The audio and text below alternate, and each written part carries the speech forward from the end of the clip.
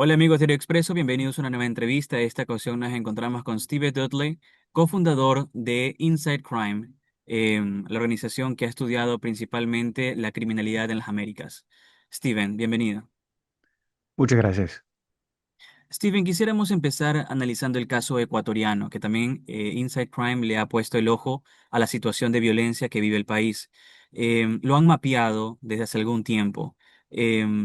Y en ese sentido quisiera consultar con una pregunta general respecto a, de lo que han observado, ¿cuál es el rol de Ecuador en el mundo del narcotráfico y el crimen organizado en este momento? Principalmente Ecuador juega un papel de ser un puente entre lo que son los países productores de la coca y cocaína y los que son los países consumidores. Principalmente es un puente que sirve entre Colombia, país principal de la producción de la coca y la cocaína, y Europa, porque hay mucho comercio entre Ecuador y Europa.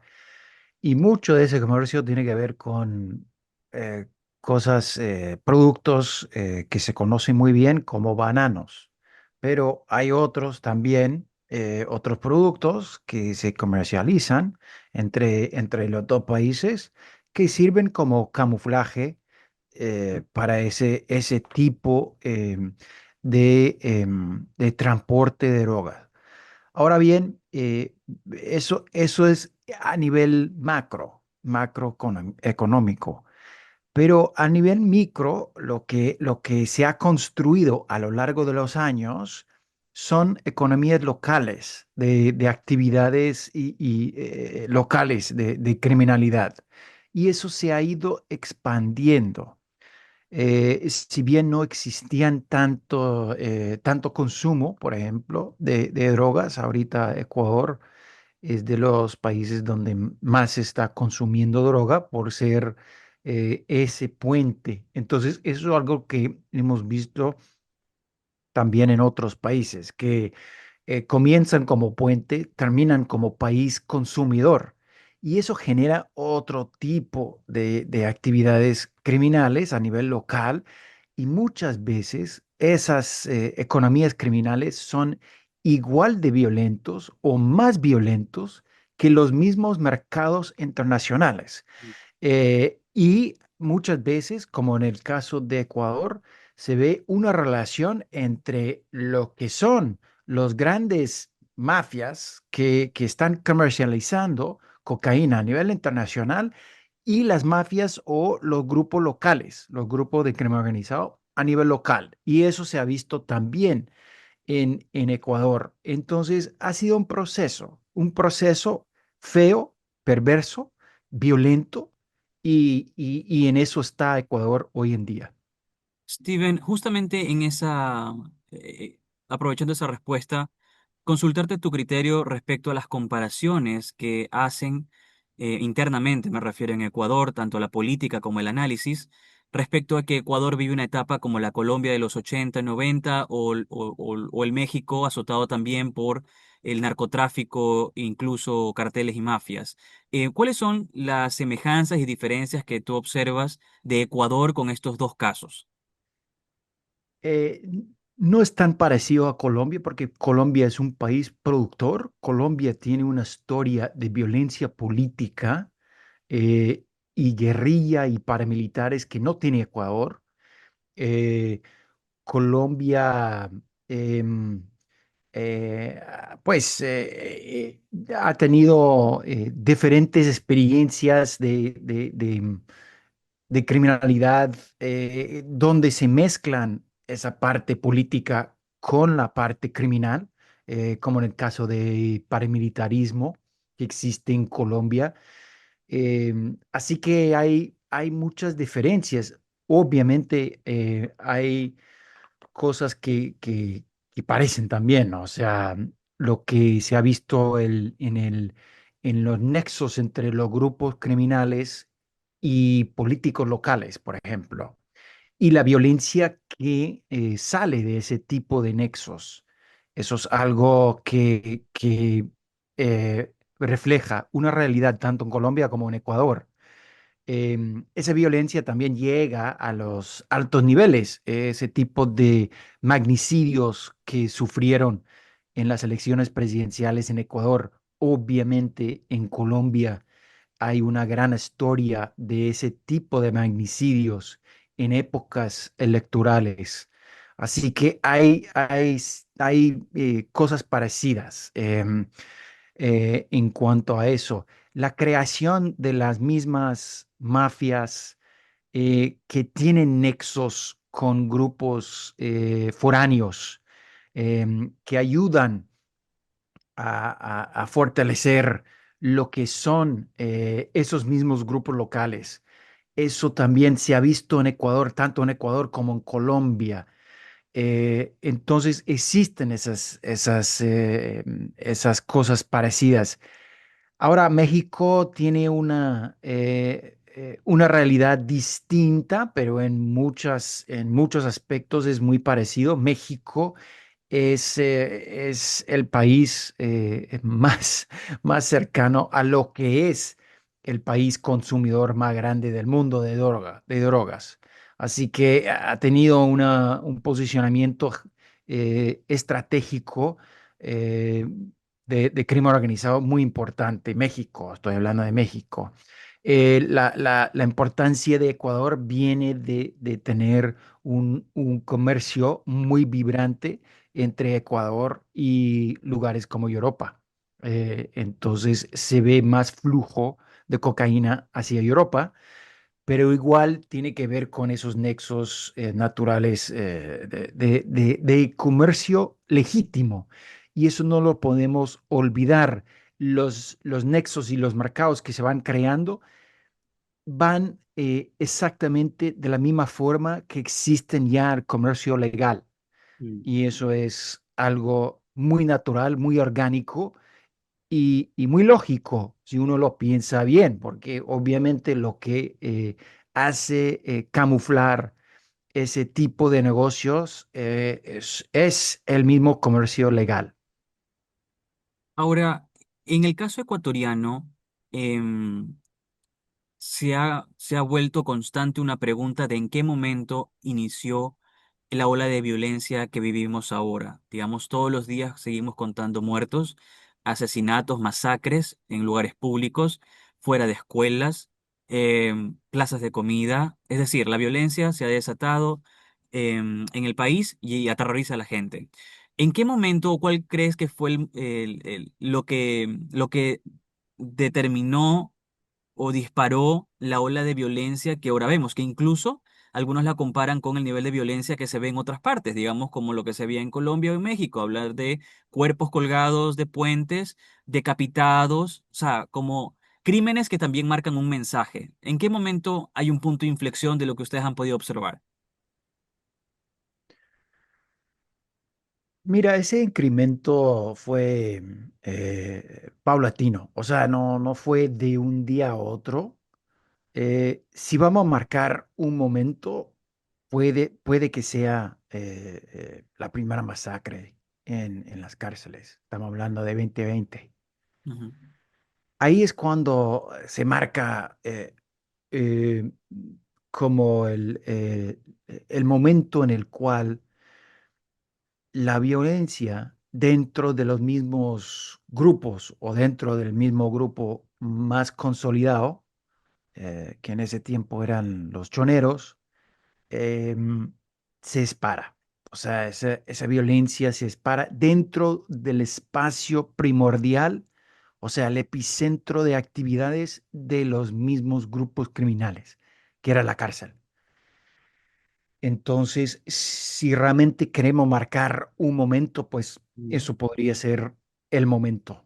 Eh, y ese disparo de violencia que comenzamos a ver dentro de las cárceles es lo que comienza a generar los problemas que vemos ya hoy en día en las calles, porque hay una relación simbiótica entre lo que está pasando dentro del sistema carcelario y lo que pasa en las calles, porque esas mismas mafias funcionan desde la cárcel. Su liderazgo ha estado funcionando y operando desde la cárcel. Los mismos grupos nacieron, los grupos principales en Ecuador nacieron dentro de la cárcel. Ahora, hay otros factores, por supuesto. Hay una gran falta de preparación en cuanto a a los sistemas de inteligencia dentro de las Fuerzas Armadas y la policía y otros, que deja también un espacio o deja lo que son, sí, un espacio donde pueden operar esos grupos, donde pueden crecer, donde pueden reclutar y, y no hay una preparación adecuada por parte del Estado para enfrentar grupos que ya son cada vez más sofisticados, cada vez más preparados para atacar directamente el Estado, cada vez, em, digamos, en algunos casos más fragmentados y sobreviviendo de las economías locales y no internacionales. Entonces había una falta de visión por parte del Estado y por parte de muchos nosotros, o sea, no era únicamente el Estado, sino muchos de nosotros fuimos sorprendidos por la rapidez con la cual surgieron estos grupos, empezaron a operar estos grupos, empezaron a retar el Estado, empezaron a traficar a nivel internacional con cantidades que no se había esperado. Entonces, no era únicamente el Estado que faltaba la visión, también éramos nosotros los que estábamos observando desde afuera. Steven, y también te consulto, parte de ese disparador de violencia tal vez también fue la llegada, la incidencia o la penetración de carteles de droga fortalecidos por, digamos, sus brazos armados con los grupos criminales dentro del Ecuador, volviéndose precisamente en lo que hablamos al inicio, como un punto de interés en esa parte logística del narcotráfico, digamos, ¿no? Y la postura, la posición clave geográfica del país. Quisiera hacerle en dos partes mi consulta. La primera es qué carteles han identificado que están influenciando en Ecuador y qué tan determinantes también se han vuelto justamente en eso, en el cambio de la dinámica de la lucha contra el crimen organizado. Yo creo que los que más han influenciado los grupos criminales en Ecuador son los colombianos. Ahora se habla mucho de los mexicanos, pero la historia de Ecuador es una historia de presencia de colombianos, de grupos colombianos, de actores colombianos. Y los grupos son esa combinación político-criminal. Y esa combinación es súper importante para los grupos que van a tener cierta resistencia,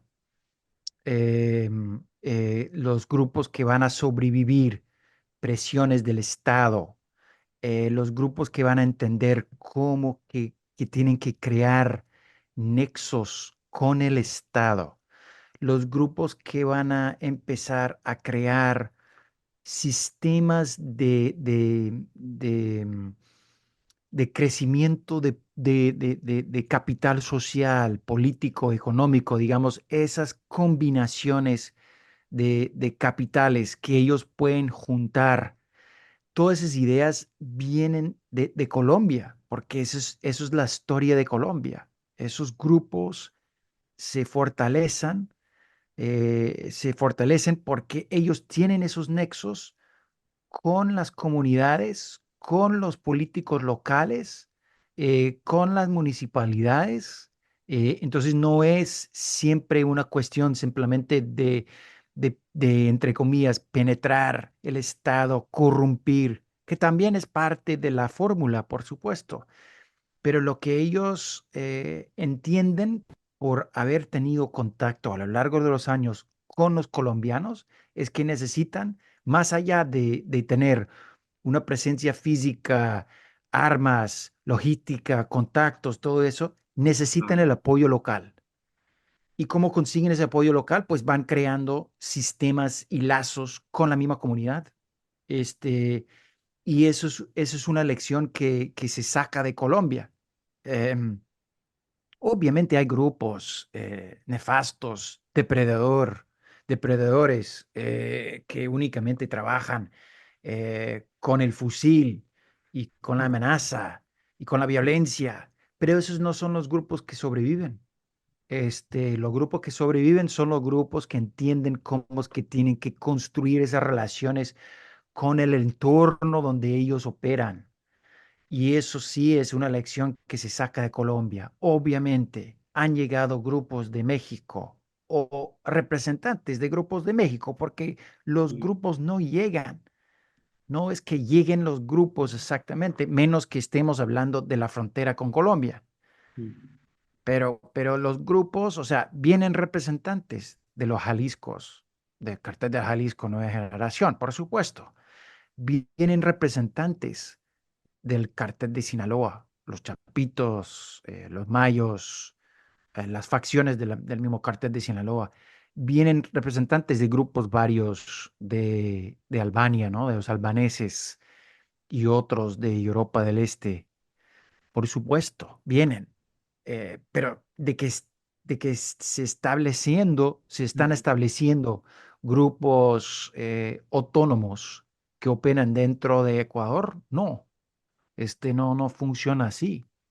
Y además que ellos llegan y buscan aliados fuertes, por supuesto, pues, pero también están dispuestos a cambiar uniformes cuando necesitan cambiar esos uniformes, no, no importa. Ellos están para el negocio. claro. eh, y ese negocio depende de muchas cosas. Dentro de ellos, la estabilidad de esos mismos grupos. Y por eso los grupos que entienden cómo establecerse, cómo crear esos lazos con las comunidades y con los lugares donde ellos están operando, son los mejores socios para estos grupos extranjeros.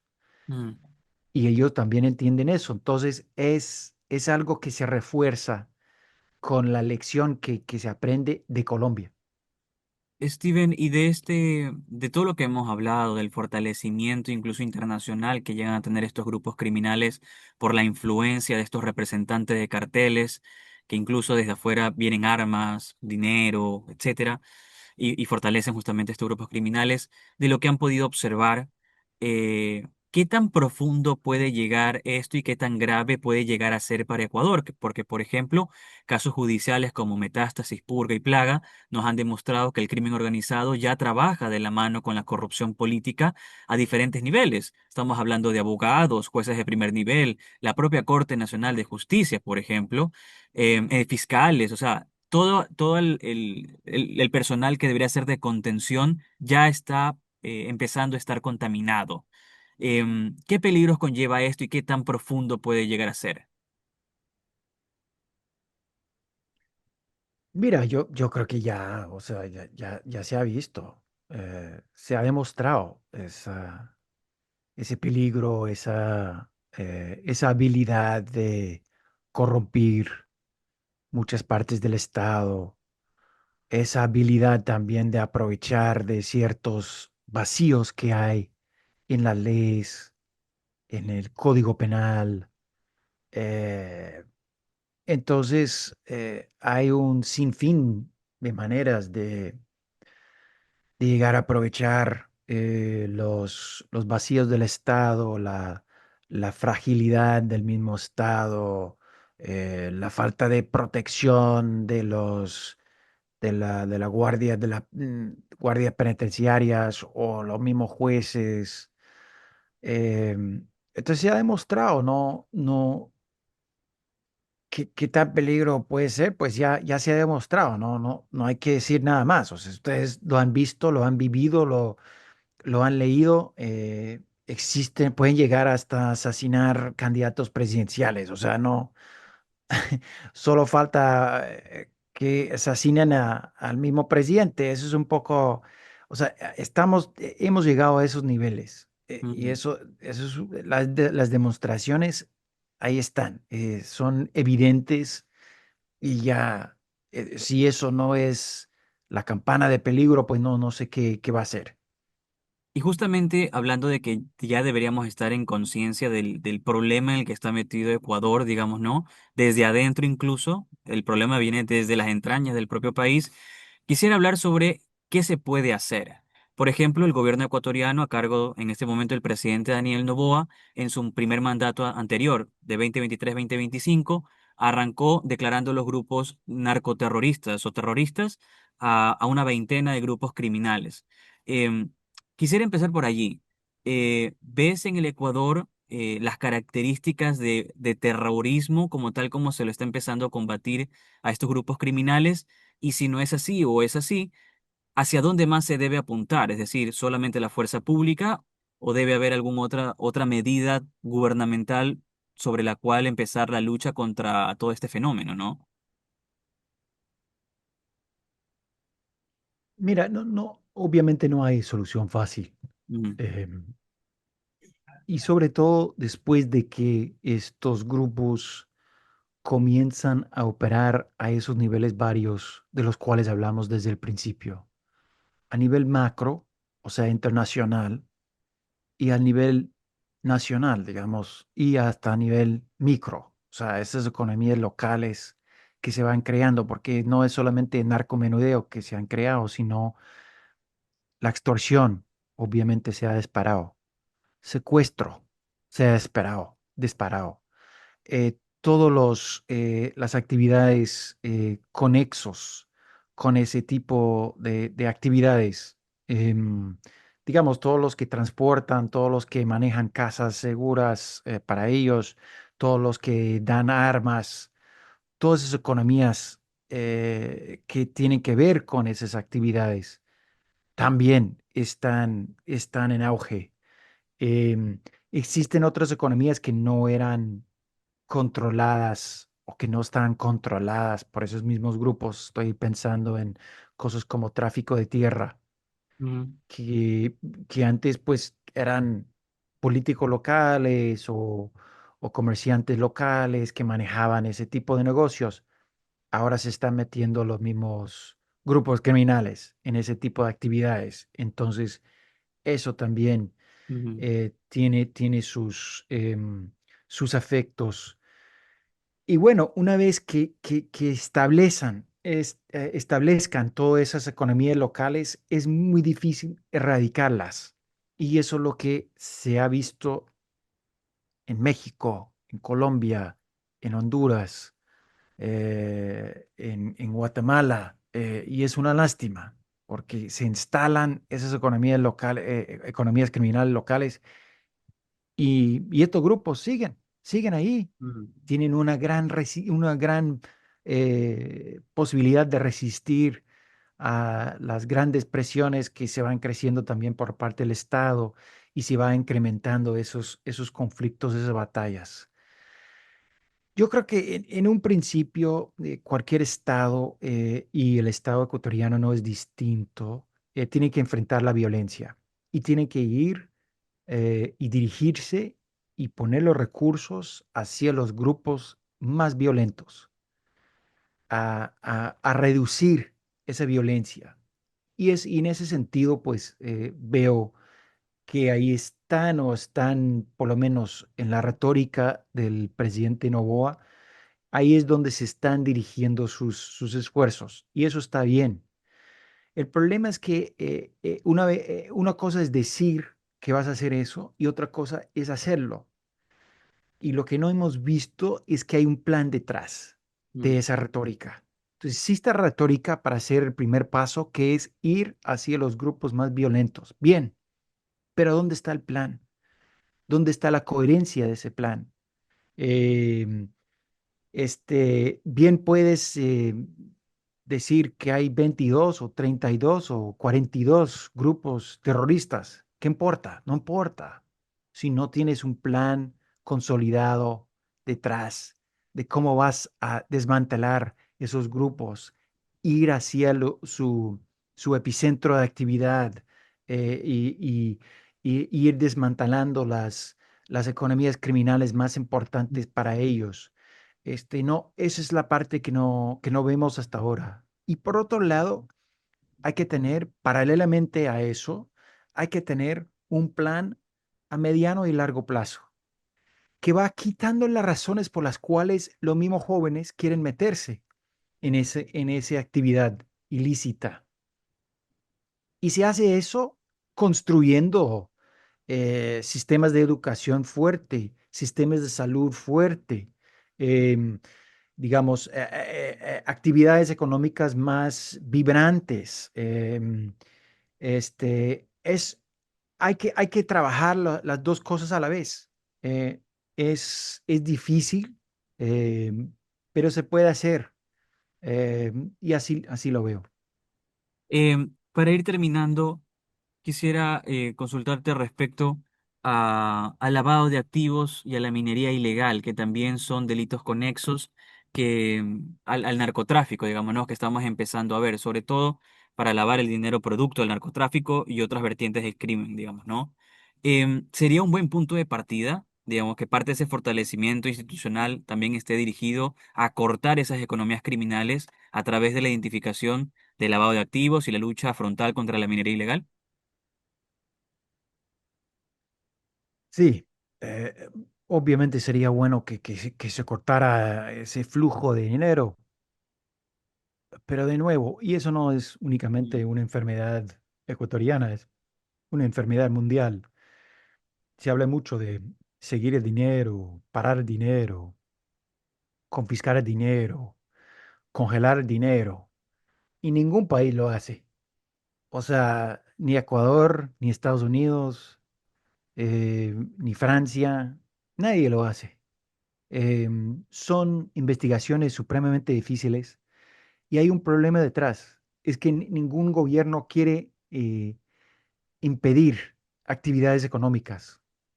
Em, y eso puede ser ligado a una industria, por ejemplo, en el caso de precursores químicos. Entonces, precursores químicos son importantísimos para todas nuestras economías, para de la producción de tantos productos, con con todo. Y nadie quiere tocarlos. Mm, Entonces, quieren regularlos, quieren atacar esas fuentes que son la base sobre la cual se hace cocaína, por ejemplo, se hace heroína, se hace todas las drogas sintéticas como fentanilo o metanfetamina, pero nadie realmente va hacia, no quieren congelar ese flujo de químicos a nivel global, porque con esos congelas la economía, mm, y el mundo no funciona así. Entonces, si bien podemos hablar, incluso en el caso de la minería, ¿qué pasa en la casa de minería? Pues esto es el origen de ese oro puede ser ilegal, entre comillas, no regulado hasta ilegal, hasta desde, o sea, hasta de los mismos lobos o otros grupos que están produciendo ellos mismos, o ellos mismos manejan ciertas minas o lo que fuera, ¿no? Puede que sea el origen de ese oro, pero ese oro entra en lo que es la cadena legal, y parar esa cadena legal y decir, no, pues